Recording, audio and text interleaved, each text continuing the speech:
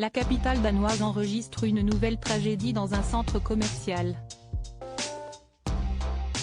3 personnes trouvent la mort suite à une fusillade perpétrée par un Danois de 22 ans. La famille royale, touchée par les événements, a émis un communiqué où elle adresse un message empli d'empathie aux victimes et aux familles.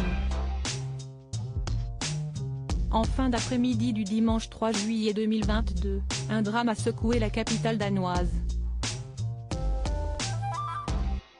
Une fusillade a eu lieu dans un centre commercial de Copenhague, ce qui n'a pas manqué de faire réagir immédiatement la famille royale.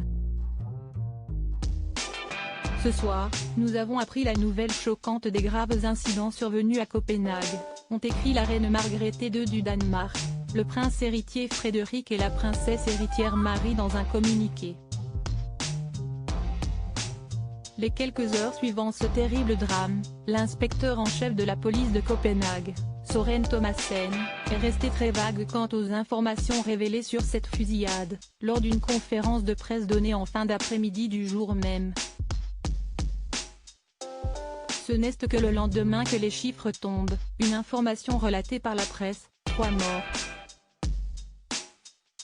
La famille royale danoise sous le choc, la situation appelle à l'unité et à l'attention. La famille royale danoise se dit profondément touchée par ce terrible drame.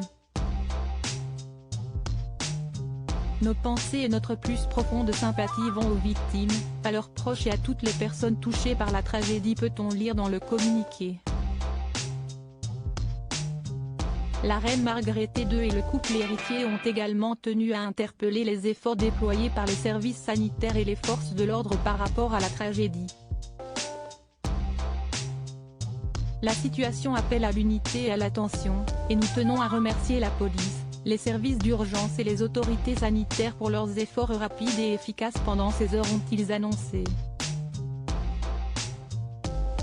Lors de la conférence de presse donnée par la police locale, quelques informations sur le suspect ont été révélées.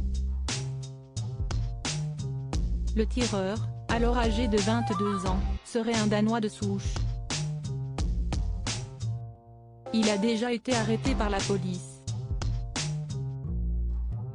Quant au lieu de l'attaque, il se trouvait non loin d'une salle de concert, où Harry Styles, le chanteur britannique, ancien membre des One Direction, devait se produire à 20h.